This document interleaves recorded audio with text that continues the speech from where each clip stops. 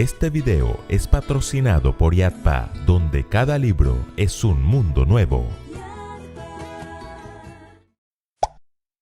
Escuela Sabática Like te enseña cómo interpretar la Biblia.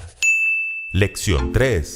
¿Cómo consideraban la Biblia Jesús y los apóstoles? Todos enfrentamos la vida con diferentes armas. El arma de un abogado son las leyes, el de un carpintero, el martillo y el serrucho. El arma de un músico es su instrumento. Y el arma de un niño es su sonrisa. Así es, pero hay un arma secreta que está por encima de todas las demás. Una que nos da sabiduría para enfrentar cada momento de nuestras vidas, sea bueno o sea malo, y que puede ser usada por el abogado, el carpintero, el músico, el niño o el anciano. El apóstol Pablo le llamó la espada del Espíritu, y creo que ustedes ya saben cuál es. ¡La palabra de Dios! Correcto. La Biblia no nos cuenta mucho acerca de la niñez de Jesús, pero lo poco que nos dice es suficiente para concluir que desde niño era un estudioso de las Escrituras. Cuando Jesús cumplió 12 años, acompañó a sus padres a Jerusalén para celebrar la fiesta de la Pascua. Al terminar los días de la fiesta, sus padres salieron de regreso a casa. José y María caminaron un día entero, pensando que Jesús iba entre los compañeros de viaje. Después lo buscaron entre los familiares y conocidos, pero no lo encontraron. Entonces volvieron a Jerusalén para buscarlo, tardando un día más en su regreso. Al día siguiente encontraron a Jesús en el templo, en medio de los maestros de la ley. ¿Y qué hacía Jesús ahí? Escuchaba a los maestros y les hacía preguntas, pero los maestros también le hacían preguntas a él, y todos estaban admirados de su inteligencia y de las respuestas que daba a las preguntas que le hacían. ¡Claro! Porque era un experto en la palabra de Dios. Sí, y eso que solo tenía 12 años. Cuando tuvo 30, después de ser bautizado por Juan, fue llevado por el Espíritu al desierto de Judea, donde en su condición humana más débil fue tentado por Satanás. Pero Jesús usó su arma secreta. Cuando fue tentado por el apetito, escrito está: no solo de pan vivirá el hombre, sino de toda palabra que sale de la boca de Dios. Ante la tentación por la presunción, escrito está también: no tentarás al Señor tu Dios. Y finalmente, al verse tentado con los reinos y la gloria del mundo, vete, Satanás, porque escrito está: al Señor tu Dios adorarás, y a Él solo servirás. ¿Lo notan? Para cada ocasión hubo un escrito está. Y así fue que con la espada del Espíritu, que es la palabra de Dios, logró vencer al león rugiente, haciéndolo huir como un temeroso gatito. ¿No creen que vale la pena mirar de dónde sacó Jesús esos escrito está y qué significaban para él? Por eso la pregunta de esta semana es: ¿cómo consideró Jesús la Biblia y qué enseñó acerca de ella? En primer lugar, la aceptaba totalmente. Muchas personas creen y enseñan que el Antiguo Testamento está abolido y que después de la cruz el cristianismo se rige por el Nuevo Testamento únicamente.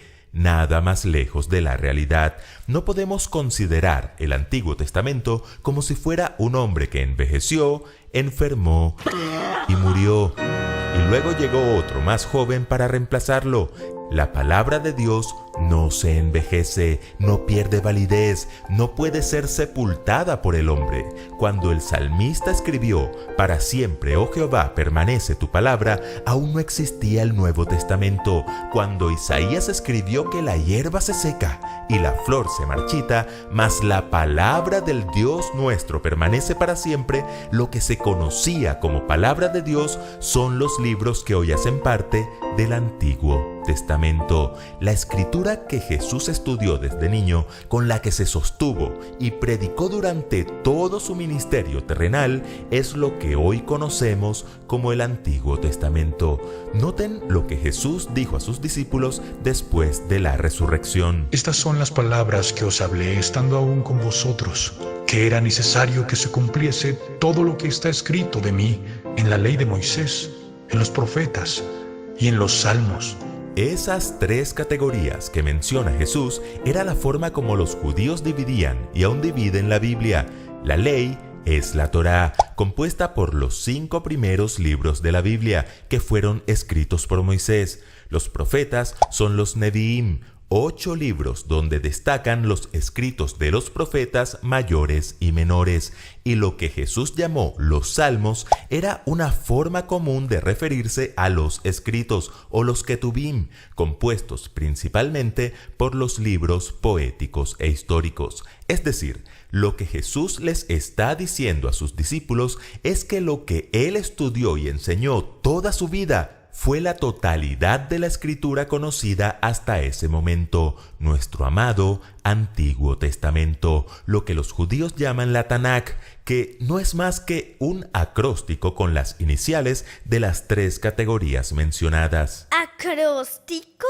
¿Qué es eso? Es cuando con las iniciales de las palabras armamos otra o damos un mensaje. Por ejemplo, la palabra paciencia la podríamos definir como preservar el amor y la comunión incluso en cuarentenas insoportables y aburridas. El Antiguo y el Nuevo Testamento son las columnas sobre las que descansa el Evangelio. Si quitamos una de esas columnas, el Evangelio se tuerce.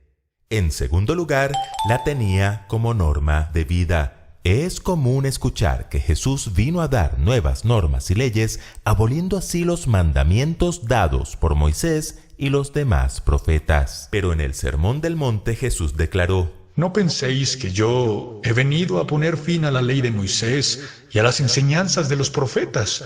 No he venido a ponerles fin, sino a darles su verdadero sentido. Jesús entendía las Escrituras como la norma de vida por la cual Él se regía, y nosotros debemos regir nuestras vidas. Cuando Él decía: Oísteis que fue dicho, no cometerás adulterio. Pero yo os digo que cualquiera que mira a una mujer para codiciarla, ya adulteró con ella en su corazón. No estaba dando nuevas instrucciones, sino dándole el verdadero sentido a lo ya escrito. Y al ser interrogado sobre la norma más importante, amarás al Señor tu Dios con todo tu corazón, y con toda tu alma, y con toda tu mente, y amarás a tu prójimo como a ti mismo. Jesús recurrió nuevamente a las Escrituras y de hecho concluyó su respuesta diciendo que de estos 2 mandamientos depende toda la ley y los profetas. En tercer lugar, la consideraba como real y verdadera. Además de aceptar la totalidad de la Biblia como palabra de Dios, base de toda doctrina y norma autorizada para nuestra vida, Jesús la consideraba un libro histórico. Muchos dicen que el relato de Adán y Eva no es más que un mito o que la historia del arca de Noé es tan solo una fábula, pero en Marcos 10:6 Jesús se refirió a Adán y Eva como personas reales, y en Lucas 17:26 y 27 habló del arca de Noé como una historia real. De igual manera, habló de Sodoma y Gomorra, la mujer de Lot, Elías, Eliseo, Jonás y muchos otros. O sea que a Jonás de verdad se lo tragó un pez. Y también es verdad que lo vomitó.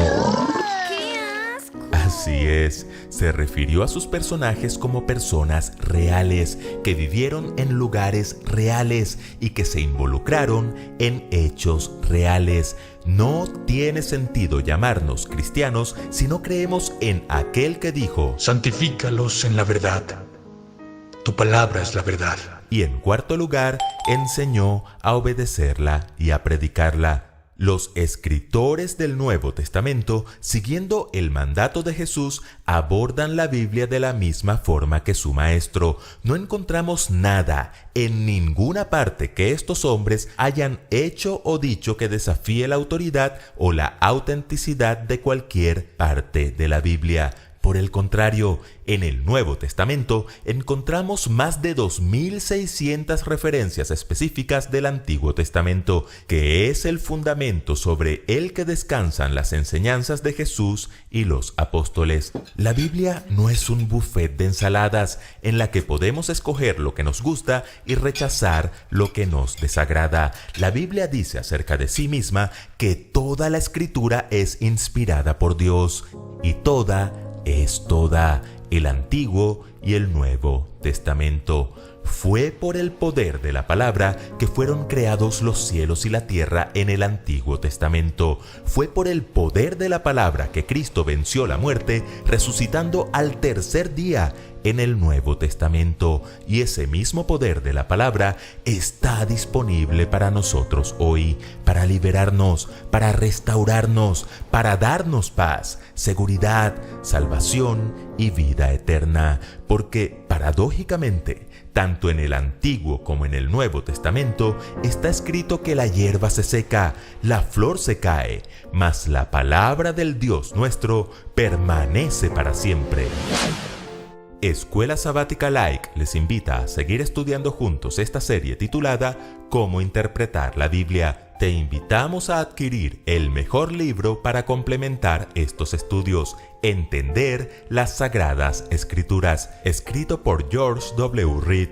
Adquiérelo en IATPA Librería. Visita tu librería más cercana. Ahora podrás saber cuánto aprendiste con el test Nivel Caleb. Espéralo, suscríbete y comparte. Recuerden que juntos podemos crecer más.